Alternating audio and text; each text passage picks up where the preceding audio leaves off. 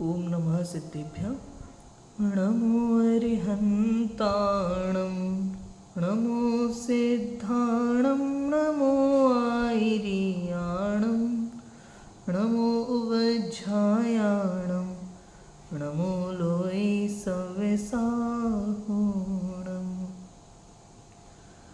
मंगलमय मंगलकरण वीतरागविज्ञान नमो ताहि जाति भय अरहंतादि महान। करि मंगल करि होम ग्रंथ करन को काज जाते मिले समाज सब पावे निज पद राज। बहुविधि मिथ्या गहन करे मलिन भयो निज भाव ताको होत अभाव है सहज रूप दर्शान। आचार्य कल्प पंडित टोडरमल जी द्वारा विरचित मोक्ष मार्ग प्रकाशक ग्रंथ 5वां अधिकार ग्रहित मिथ्यात्व का प्रकरण हमारा चल रहा है कि किस प्रकार जीव कुछ अपने मन से और कुछ दूसरों द्वारा बताए हुए मार्ग को सही मान करके कुछ का कुछ वस्तु स्वरूप को स्वीकार कर लेता है और मिथ्या दृष्टि होकर संसार में भटकता है, दुखी होता है। काफ़ी सारी चर्चाएं की, अद्वैत ब्रह्म का निराकरण किया हमने, सृष्टिकर्तावाद का निराकरण किया, कुल प्रवृत्ति आदि का निषेध करने के बाद में न्यायिक, सांख्य, वैशेषिक, योग और चारवाक, बौद्ध सभी का मतों का हमने समीक्षा की, निराकरण किया। उसके बाद अन्य मतों से जैन मत की तुलना की जाती है। अन्य मतों से जैन मत की तुलना करते हैं। देखते हैं क्या लिखते हैं पंडित टोडरमल जी इसमें कि जैन मत में एक वीतराग भाव के पोषण का प्रयोजन है।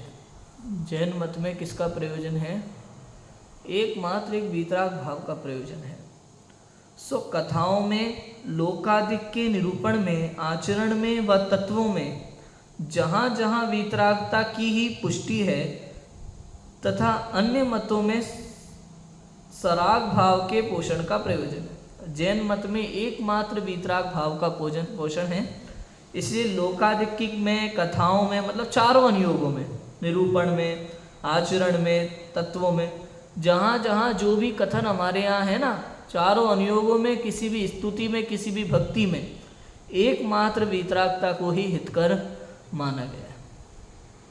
ये जैन शास्त्रों का निरूपण है ऐसा। और अन्य मतों में सराग भाव के पोषण का प्रयोजन है, राग भाव का ही पोषण है, क्योंकि कल्पित रचना कसाई जीव ही करते हैं। कसाई माने क्रोध, मान, माया, लोभ जिनके अंदर में भरा पड़ा है, ऐसे कषाय जिनके अंदर में, वो कसाई। यहाँ पे कसाई मतलब वो ऐसा मत समझ लेना कसाई माने कसाई जीव, कषाय वाला जीव, क्योंकि कल्पित रचना कसाई जीव ही करते हैं और अनेक युक्तियां बनाकर कषाय भाव ही का पोषण करते हैं। अनेक तर्क लगाएंगे, युक्ति लगाएंगे अपने मन से, कैसे भी करके कषाय का पोषण करना है, कषाय को ही सही सिद्ध करना है। कहीं प्रेम को मुक्ति सिद्ध कर देते हैं, प्रेम को ही भक्ति मान लेते हैं। भगवान से प्यार करो भाई। अभी वैलेंटाइन डे निकला ना, कल आज 16 है, परसों निकला। तो कुछ लोग क्या कर रहे थे मालूम है, स्टेटस पे अपने वीतरागी भगवान का फोटो लगा दिया, कि अपने मुनिराज का फोटो लगा दिया और वैलेंटाइन डे विश करे। क्या होता है वैलेंटाइन डे भी? वहाँ वैलेंटाइन डे का अर्थ है पत्नी। वैलेंटाइन का अर्थ क्या है वहाँ? एक पत्नी। वो एक ना व्यक्ति हुए हैं, उनकी एक अलग कहानी है पूरी। लेकिन यहाँ तो वैलेंटाइन डे को प्रेम का दिवस मान करके अब जो अपनी पत्नी या महिला मित्र को प्रेम विश कर रहे हैं, वहीं कुछ लोगों ने क्या शुरू कर दिया, भगवान को, हम भगवान से प्यार करते हैं। अरे प्यार करते हो कि भक्ति करते हो, ये तो निश्चय कर लो पहले कि हम अपने गुरु जी से प्यार करते हैं। अब कोई लड़की है, कोई महिला है, स्टेटस पे लगा रही है, मुनिराज का फोटो लगाए, लिखा है हैप्पी वैलेंटाइन डे। क्या है ये गलत है, समझते नहीं है ना। इसलिए तो सराग भाव का पोषण कहलाता है ये। अपने जैन मत में कहीं ऐसा नहीं है। आप देख लो, किसी शास्त्र में उठा के देख लो, कहीं लिखा हो कि भाई इनका फोटो लगा के वैलेंटाइन डे किस कर लेना चलेगा, कहीं नहीं है। वीतराग भाव ही एकमात्र सुख का मार्ग है, दूसरा कोई सुख का मार्ग नहीं है। जैन शासन तो ये कहता है भाई, आप अपने मन से कोई भी नई चीज करो तो स्वीकार्य नहीं है, ऐसा है। अनेक युक्तियां बनाकर कसाय भावी का पोषण करते हैं आज भी, वर्तमान में भी। ये तो अजैनों की बात लिखी है, यहाँ तो लिख रहा है कि अन्य मत में। ये कह रहा हूं मैं तो कि वर्तमान में जैन मत में क्या हो रहा है। जैन कुल में जन्म लेने के बाद आप अनेक युक्तियां बनाकर आप राग का पोषण करना चाहते हैं, राग को हितकर बनाना चाहते हैं, और अनेक लोग ऐसा उपदेश दे देते हैं और जल्दी स्वीकारने में आ जाता है। क्यों? क्योंकि हमें भी तो वही चाहिए। समझ में आया कि नहीं आया? और राग का पोषण किया जा रहा है, जबकि जैन धर्म ऐसा, जैन धर्म में किसी भी प्रकार से, किसी भी युक्ति से केवल वीतराग भाव का पोषण किया जाता है, और अन्य मतों में किसी भी प्रकार से, किसी भी युक्ति से केवल और केवल राग भाव का पोषण किया जाता है। अब यदि कोई जैन पंडित भी कहीं किसी भी अपेक्षा से राग का पोषण कर रहा हो ना, यदि राग के पोषण की बात बता रहा हो, उपदेश दे रहा हो, तो समझ जाना ये जैन उपदेश नहीं है, इस जैन शास्त्र के विरुद्ध है। इतना आपको निर्णय करना होगा। या कहीं किसी जैन शास्त्र को आप पढ़ रहे हो, अगर उसमें आपको लगे कि यहाँ राग का पोषण है, तो समझ लेना ये इसमें शास्त्र में मिलावट की गई है। क्योंकि जैन शास्त्र तो किसी भी प्रकार से कोई भी अनुयोग का हो, कोई स्तुति हो, चाहे भक्ति हो, चाहे कुछ भी हो, एकमात्र किसका प्रयोजन है जैन शास्त्रों में, जैन कथन में? वीतराग का। इतना ध्यान रखना पड़ेगा आपको। समझ आया?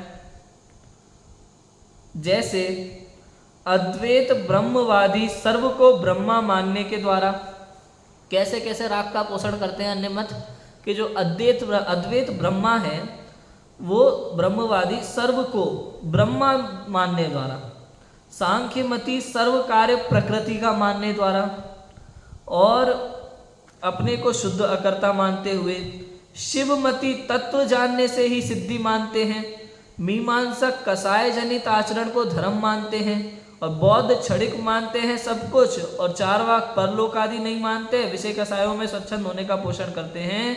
इस प्रकार से सब के सब राग का पोषण करते हैं। यद्यपि किसी स्थान पर कोई कसाय घटाने का भी निरूपण करते हैं, तो उसे छल से अन्य किसी कसाय का पोषण करा देते हैं। समझ में आया कि नहीं? अन्य मतों में कहीं जैसे अब उन्होंने कहा नहीं ये वाली हिंसा करना और ये वाली नहीं करना, तो कहीं तो मना भी करते, दया भी दिखा देते हैं। आपको पता है क्या हो रहा है दुनिया में? भाई साहब, एक समुद्र में एक आदमी मछली पकड़ने जा रहा है, किस लिए? उसको मारेगा, बेचेगा, काटेगा, खाएगा, सब करेगा। उसी में उसको कोई 4 पैर वाला पशु मिल जाता है, कोई बकरी या कुत्ता टाइप, हिरण टाइप, कुछ भी। अब वो उसको पानी में से बचा करके निकाल के लाता है और उसकी वीडियो बनाता है। समझ में आया कि नहीं आया? अब एक तरफ कहता है अब मेरी करुणा देखो कि मैं इस जानवर को बचा के लाया, और दूसरी तरफ वही वहाँ से सैकड़ों मछलियों को जाल में डाल करके पकड़ता है, उनको मारता है, खाता है, बेचता है, सब करता है। अब बताओ, एक तरफ उसको एक पशु बचाने के लिए करुणा भाव, वो उसको ज़्यादा मान रहा है करुणा भाव को, और जो सैकड़ों मछलियों को मार रहा है वो उसके लिए कोई बड़ी बात नहीं है। समझ में आता है कि नहीं आता आपको? किसी पशु को मारने का उपदेश है तो किसी को बचाने का उपदेश है। समझ में आया कि नहीं आ रहा? इस तरह का कल्पित है सब कुछ, जो मन में आ रहा है कह देते हैं और कर देते हैं, और अपने अनुसार मान लेते हैं। जो अपने को ठीक लगता है वो ठीक है, जो नहीं लगता वो नहीं है। सीधी बात है। ऐसा समझ आया? यद्यपि किसी स्थान पर कोई कषाय घटाने का भी निरूपण करते हैं, तो उस छल से अन्य किसी कषाय का पोषण करते हैं। जिस प्रकार ग्रह कार्य छोड़कर परमेश्वर का भजन करना ठहराया, और परमेश्वर का स्वरूप सरागी ठहराकर उनके आश्रय से विषय कषाय का पोषण करते हैं, तथा जैन धर्म में देव गुरु धर्मादिक का स्वरूप वीतरागी निरूपण करके केवल वीतरागता का पोषण करते हैं। सो ये प्रकट उन्होंने कहा भोजन वगैरह छोड़ करके पहले परमेश्वर का भजन ठहराया। खाना खाने से पहले तुम भगवान का प्रेयर करो, क्योंकि ये खाना तुम्हें भगवान के द्वारा नसीब हुआ है। बताया ना, हिंदू मुस्लिम की समानता, काफ़ी समानता है। मुस्लिम मत में ऐसा होता है, वो भोजन करने के पहले प्रेयर करते हैं अल्लाह से, उनको लगता है एक अकेला अल्लाह है जिसने हमें खाना दिया, उनके रहमो रहम पे हमें खाना मिला है, नहीं तो हम तो आज भूखे मर जाते। वो देखे गए हम। और जो जीसस वाले होते हैं क्रिश्चियन, उनको लगता है उन्हीं की वजह से हमें भोजन मिल रहा है, उन्हीं की दया उन्हीं की कृपा है। और हिंदू मत भी मानता है भगवान की कृपा से सब मिल रहा है, उनकी इच्छा के बिना तो हम खाना ही नहीं खा सकते। जैन मत में ऐसा नहीं है, तेरे पुण्य से तुझे मिला है, समझ में है कि नहीं आया? और तेरा पुण्य नहीं होता ना तो कोई नहीं। और तेरा अगर पुण्य का उदय है ना तो इंद्र और जिनेंद्र भी नहीं छीन सकते तुझसे एक ग्रास भी। और तेरा पाप का उदय है तो तेरे सामने भरी थाली रखी हो व्यवस्थित, तू खाना नहीं खा पाएगा, तेरे पास फोन आ जाएगा, तुझे निकलना पड़ेगा, फैक्ट्री में आग लग गई, समझ में है कि नहीं आया? भूखा रहना पड़ेगा। तेरे आज का पाप का उदय है तो नहीं मिलेगा तुझे। हमारे यहाँ सारी चीज़ें पाप पुण्य के अनुसार हैं, तेरे ही कर्मों का फल है। कोई भगवान दाता नहीं है, कोई भगवान किसी के सुख दुख का करता नहीं है। अन्य मतों में भगवान का भय दिखाया गया है, लोग डर के पूजा पाठ करते हैं। मुस्लिम मत में विशेष रूप से अगर हमने अल्लाह की भक्ति नहीं की, अल्लाह की प्रेयर नहीं की, पूजा नहीं की, तो हमें जहन्नुम में डाल के आग लगा देगा। समझ में आया कि नहीं? नहीं, ऐसा मानते हैं उनके यहाँ, और दूसरों को ऐसा सिखाया जाता है। बहुत बुरी तरह डरते हैं और डर के मारे जी रहे हैं और उसको धर्म भी मानते हैं। समझ में आया क्या? भगवान से डरो, अरे क्या है डरो? क्या होता है डरो? हाँ? गलत काम से डरो, भगवान से मत डरो। किससे डरो? पाप से डरो, गलत काम से डरो। इतना समझते ही नहीं है। गलत काम सब मन में आएगा वो करेंगे, उसके बाद थोड़ा पाठ पूजा कर लेंगे तो सब काम ठीक हो जाएगा। अब जैन मत में भी ऐसा लोग मानने लगे, दिन में जितना है उतना पाप करते जाओ, रहो, रात को खाओ, कंदमूल खाओ, होटलों में खाओ, जो मन में आ रहा है करो। कोई समस्या आ जाए घर में तो पंडित के पास से एक भक्तामर का श्लोक ले आओ, माला जप लो, सब ठीक है। समझ में आया कि नहीं आया? तो ऐसा भी लोग मानने लगे, भाई इससे कुछ होने वाला नहीं है, ऐसा है। इसलिए वहां ग्रह कार्य छोड़कर परमेश्वर का भजन करना ठहराया और परमेश्वर का स्वरूप सरागी ठहराकर उनके आश्रय से अपने विषय कसाय का पोषण करते। भगवान को भी रागी बता दिया कि वो भी खाते हैं, पीते हैं, मजे करते हैं, स्त्री संग रखते हैं और सारे कर्म करते हैं। तो अब वो जब भगवान करते तो फिर हमारा क्या? तो हम भी सारे कर्म करो, क्योंकि उनको क्या है, जम नहीं रहा था ना वीतरागता। वीतरागता थोड़ी कटे रहे, उनको विषय भोगों में आनंद आ रहा है। तो विषय भोगों में आनंद मानकर उनने अपने भगवान, अपने उपदेशक को भी विषय भोगी बना दिया। समझ में आया कि नहीं आया? और उसी का पोषण कर रहे हैं, उसी को आदर्श मानते हैं। लेकिन जैन धर्म में देव गुरु धर्माधिक का स्वरूप वीतराग निरूपण करके केवल वीतरागता का ही पोषण करते हैं। पाप का सवाल ही नहीं, पांचों पाप से रहे। हमारे यहाँ तो दिगंबर मुनिराज भी पांच पाप से, भाई समस्या कैसी भी हो, परिस्थिति कैसी भी हो, कुछ भी हो, नियम नहीं तोड़ते, नियम नहीं तोड़ते। अरे हमारे यहाँ तो भाई साहब वो जो चांडाल था ना, भील, एक अकेले कौवे के मांस का नियम था। मृत्यु नजदीक थी, मृत्यु आने पर भी उसने कौवे का मांस खाना स्वीकार नहीं किया, जबकि उसे पता था, वैद्य ने कहा था इसी से जीवित रह सकता है। लेकिन नियम तो नियम है। अब आप सोचो, नहीं कोई दिगंबर मुनिराज हैं और उन्होंने दीक्षा लेते समय नियम लिया है 28 मूल गुणों का निर्तिचार पालन करेंगे, और कभी कोई समय ऐसा आ गया तो नियम तोड़ देते हैं, तो ये बात गलत है। भाई हमारे यहाँ एक भील तक जब नियम नहीं तोड़ता है, ऐसा उपदेश है, तो मुनिराज तो भाई समाधि ले लेंगे लेकिन नियम नहीं तोड़ेंगे। अगर पूर्ण परिग्रह त्याग है पीछी कमंडल के अलावा, तो पूर्ण परिग्रह त्याग होता ही होता है। नियम, ईर्या समिति, भाषा समिति, 5 महाव्रत का पूर्ण पालन, जैसा शास्त्र में मुनिराज का निरूपण है वैसा ही होता है। सत्य तो यही है। देवशास्त्र गुरु वीतरागी ही होते हैं जैन दर्शन में, उनका निरूपण पूरा वीतरागता के साथ है, तो वहां राग का पोषण नहीं, इसलिए वीतरागता का ही पोषण करते हैं। सो ये प्रकट है। हम क्या कहें भाई, अन्यमति भर्तहरि ने भी वैराग्य प्रकरण में ऐसा कहा। क्या कहा वैराग्य प्रकरण में? एको रागिशु राजते प्रियतमा, देहार्धधारी हरो नीरागी शुजिनो विमुक्त ललना संगो नयस्मात् पर दुर्वारस्मरवाण पन्नग विष व्यासक्त मुग्धो जना शीशः काम विडम्बितो हि विषयान् भोक्तुं न मोक्तुं क्षमा। ये एक वैराग्य प्रकरण है, भर्तृहरि द्वारा लिखा हुआ काव्य है। भर्तृहरि और विक्रमादित्य शायद नाम था, आपने कथा सुनी होगी। विक्रमादित्य था कि क्या नाम था, दो भाई थे। सॉरी, विक्रमादित्य नहीं, भर्तृहरि के साथ अपने ज्ञानार्णव के रचयिता है ना,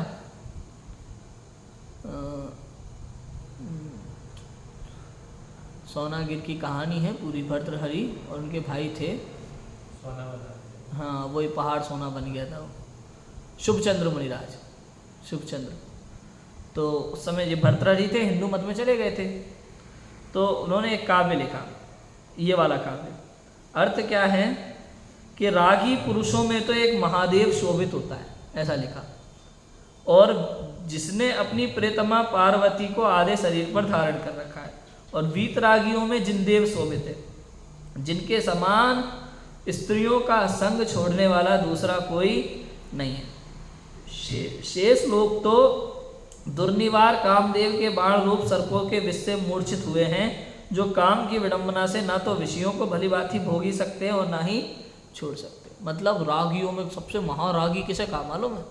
महादेव, जिनने पार्वती को अपने शरीर में धारण कर लिया। नारायण का भी ऐसा ही स्वरूप मानते हैं, लक्ष्मी नारायण ऐसा, आधा स्त्री आधा पुरुष, अर्धनारीश्वर स्वरूप। ये राग की प्रचंडता है स्त्री राग की प्रचंडता, और इसको वो भला मानते हैं, जबकि ऐसा नहीं है। भाई कोई स्त्री में इतना मोहित हो जाए तो ये निंदनीय हुआ कि प्रशंसा के योग्य हुआ? बताओ।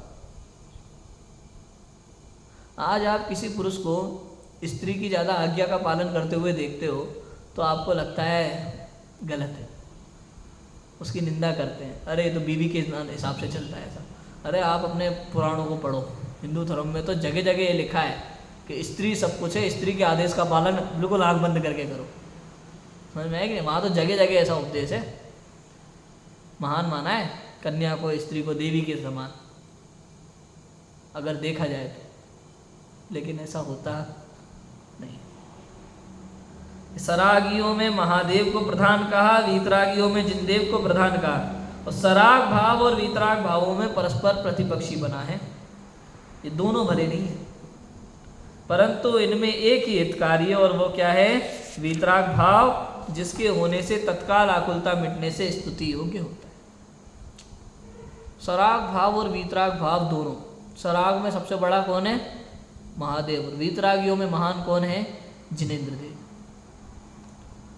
तो सराग और वीतराग दोनों प्रतिपक्षीपना है, जैसे सुख और दुख। तो जो सराग सहित है वो महादुखी है, जिसको जितना ज़्यादा राग उसको उतना ज़्यादा दुख, और जिसको जितना ज़्यादा वीतराग भाव उसको उतना ज़्यादा सुख, ऐसा है। तो जिसके पूर्ण वीतरागता प्रकट हो जाती है और पूर्ण दुखों का अंत करके पूर्ण सुखी होता है। जिससे आगामी भला होना केवल हम ही नहीं कहते, किंतु सभी मत वाले कहते हैं। वीतरागता को हम ही नहीं, सभी भला कहते हैं। बस ये है कि वो बाकी अन्य मत में वीतरागता के साथ साथ हिंसा आदि का भी उपदेश दे दिया, परस्पर विरुद्ध उपदेश हो गया। वो वीतरागता का सही अर्थ समझते ही नहीं, लेकिन वीतरागता को भला तो सभी कहते हैं, ऐसा है। सराग भाव होने पर तत्काल आकुलता होती है, निंदनीय होता है, तत्काल उसी समय आकुलता हो जाती है। राग जरा सा भी तो आकुलता है, कैसे मिलेगा? समझ में आया कि नहीं आया? यहाँ राग मतलब राग द्वेष सभी कसाय लगा देना, ऐसा। और आगामी बुरा होना भाषित होता है। इसलिए जिसमें वीतराग भाव का प्रयोजन है ऐसा जैन मत ही इष्ट है, जिनमें सराग भाव के प्रयोजन प्रकट किए हैं ऐसे अन्य मत अनिष्ट है। इन्हें समान कैसे माने? अन्य जितने भी मत, एक नहीं, दुनिया भर में जितने भी मत चल रहे हैं सब में राग भाव को हितकर माना है। कहीं ना कहीं किसी ना किसी युक्ति से राग भाव को हितकर माना है, राग का ही उपदेश दिया है। केवल एक पूरी दुनिया में, समस्त संसार में एक अकेला जैन मत है जिसने वीतरागता को हितकर कहा, जिसमें वीतरागता का उपदेश है। जिसमें सच्चा मोक्ष मार्ग का उपदेश है, जिसमें आत्मा को सुख का सागर का, जिसमें सुखी होने का सच्चा मार्ग बताया। अन्य मतों में इच्छा ही इच्छा प्रकट करने की बात है। एक अकेला जैन मत है जहाँ इच्छाओं के त्याग की बात है। इच्छाओं में सुख नहीं, तृष्णा रूपी गड्ढा कभी भरता नहीं है, दुखी मिलेगा, ऐसा है। जिनमें सराग भाव के प्रयोजन प्रकट किए ऐसे अन्य मत अनिष्ट हैं, इन्हें हम जैन मत के समान स्वीकार कर सकते। एक तरफ दुख है और एक तरफ सुख है, अब आप कहो नहीं दोनों समान है हमारे लिए, ऐसे कैसे हो जाएंगे भाई? राग माने दुख, वीतराग माने सुख, और जैन मत को छोड़कर सभी मतों में राग है और एक अकेला समस्त संसार में जैन मत है जहाँ वीतराग भाव है, इसलिए जैन मत में ही सुख का मार्ग आपको मिल सकता है, अन्य कहीं नहीं। तथा वह कहते हैं कि ये तो सच है, परंतु अन्य मत की निंदा करने से अन्य मती दुखी होंगे, विरोध उत्पन्न होगा, इसलिए निंदा क्यों कर। बात भी सही है भाई, और सच बताएं जैन मत में निंदा का उपदेश है ही नहीं कहीं से कहीं तक। हम किसी की निंदा नहीं करते, लेकिन गलत को गलत तो कहना पड़ेगा। गलत को गलत कहना निंदा नहीं होती भैया। सामने वाला चोरी कर रहा है आपके सामने, आप उसको चोर को नहीं बुरा मान जाएगा, ऐसा थोड़ी होता है। बुरा मान जाएगा क्या मतलब है? मतलब करने दे चोरी, चोर को चोर मत कहो, बुरा मान जाएगा, ऐसा थोड़ी होता है। तो अदालत सबसे ज़्यादा बेकार मानी जाएगी। खूनी को खूनी तो वही कहती है। अब कोई मर्डर करके आया आदमी, खूनी मत को बुरा मान जाएगा, अपन तो अपने लिए तो अच्छा ही है, अपने को क्या दिक्कत, अपना थोड़ी किया है खून, ऐसा नहीं है भैया। समझ में आया कि नहीं आया? जो है वो कहने में कोई बुराई नहीं, उसमें निंदा नहीं है। हाँ, अगर किसी पर्सनल प्रॉब्लम की वजह से आप किसी को कुछ का कुछ कहते हो तो निंदा कहने में आया। समझ में आया कि नहीं आया? किसी पर्सनल खुन्नस की वजह से, खुन्नस बोलते खुन्नस, भले उसने चोरी की हो, लेकिन आपको इससे मतलब नहीं है कि उसने चोरी की है, आपको मतलब इससे कि आपकी पुरानी दुश्मनी निकलती है, और अपनी दुश्मनी निकालने के लिए कुछ भी दुनिया भर से कहते हो, वो निंदा की श्रेणी में आएगा, बड़ा चढ़ा के कहते हो। लेकिन कोई भी सामान्य व्यक्ति चोर को चोर कह रहा है तो वो निंदा की श्रेणी में आएगा नहीं। देखो क्या कहते हैं उत्तर में, क्या कहते हैं कि हम कसाय से निंदा करें और औरों को दुख उपजाए तो हम पापी हैं, बराबर है। कसाय करें, उसको दुख पहुंचाने के प्रयोजन से निंदा करें तो गलत है। किसी को दुखी नहीं करना है, किसी को नीचा नहीं दिखाना, उसके प्रयोजन से अगर आप निंदा करोगे तो गलत है।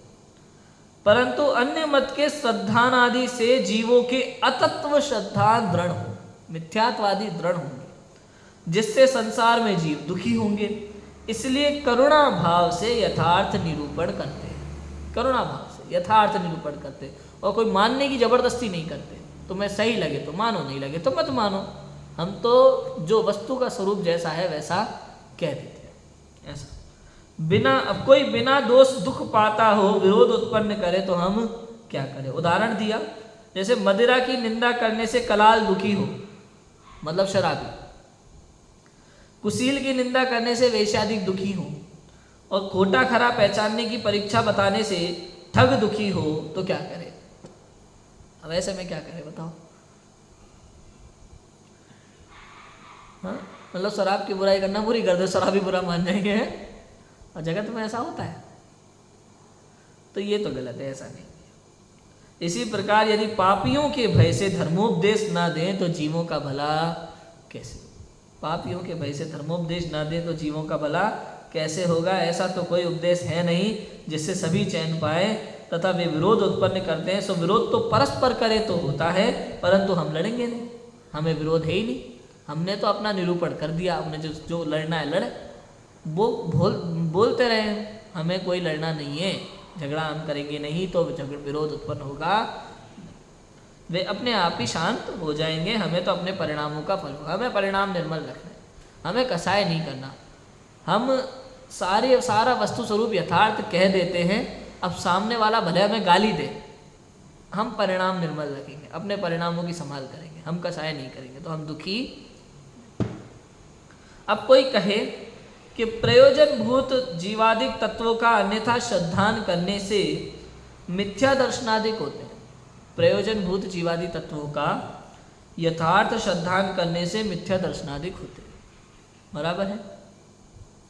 अन्यथा श्रद्धान करने से, प्रयोजनभूत जीवादि तत्वों का अन्यथा श्रद्धा करने से मिथ्या दर्शनादिक होते हैं। अन्य मतों का श्रद्धान करने से किस प्रकार मिथ्या दर्शनादिक होंगे, बराबर है। आपने कहा ना तत्वार्थ श्रद्धानम सम्यक दर्शन, तत्वों की यथार्थ श्रद्धा सम्यक दर्शन है, और तत्वों का अयथार्थ श्रद्धान मिथ्या दर्शन है। दूसरे अधिकार में कहा था मिथ्या दर्शन का निरूपण बताते समय कि तत्वों का अन्यथा निरूपण अन्यथा श्रद्धान, उसका नाम मिथ्या दर्शन। तो अन्य मतों का श्रद्धान करने में क्या दिक्कत है? हम तत्वों का नहीं करेंगे अन्यथा श्रद्धान, लेकिन अन्य मतों का करेंगे। कुदेव को शास्त्र को गुरु को पूजेंगे, लेकिन तत्वों का श्रद्धान यथार्थ करेंगे, तो क्या दिक्कत है बताओ? तो समाधान करते कि भाई अन्य मतों में विपरीत युक्ति बना करके जीवादिक तत्वों का स्वरूप यथार्थ भाषित ना हो, यही उपाय तो किया है। समझ में आया कि नहीं आया? जीवादिक तत्वों का स्वरूप यथार्थ आप ना समझ पाए, इसलिए तो उन्होंने युक्ति बना करके गलत उपदेश दिया है।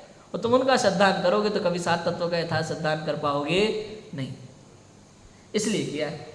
अब जीवादिक तत्वों का यथार्थ स्वरूप भाषित ना हो, जीवादिक तत्वों का यथार्थ स्वरूप भाषित हो तो वीतराग भाव होने पर महंतपना भाषित हो।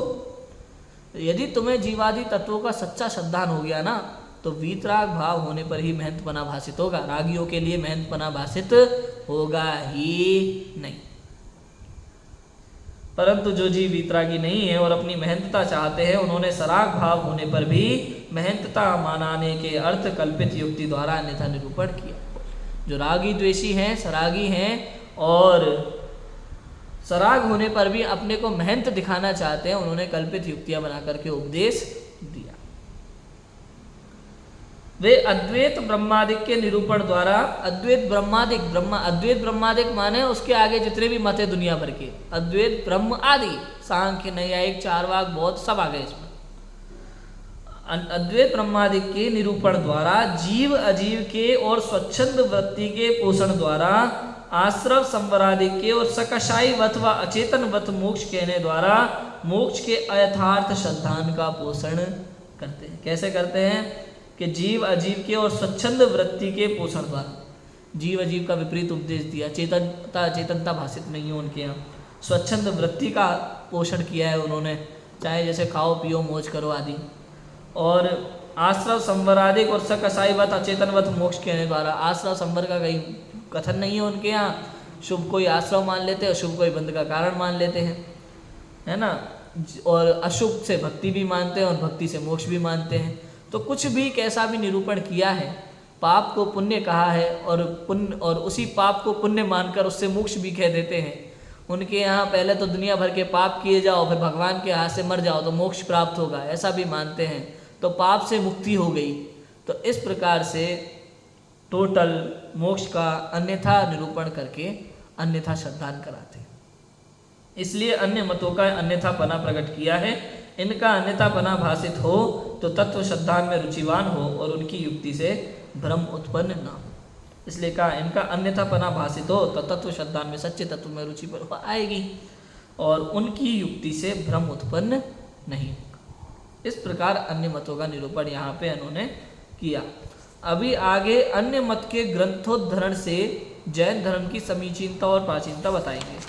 कल अपन इसी की चर्चा करेंगे कि अन्य जो मत हैं, ये वेद इत्यादि भी, इसमें कैसे कैसे कहाँ कहाँ कौन कौन से ग्रंथों में जैन मत की चर्चा आई है, अरिहंत देव को महान बताया है, वो सारी बातें अब अपन करेंगे और इससे हमारे जैन दर्शन की कितनी प्राचीनता सिद्ध होगी वो सारी चर्चा है, उसकी चर्चा अपन कल करेंगे। अभी की बात को विराम देते हैं। ओम नमः सिद्धि।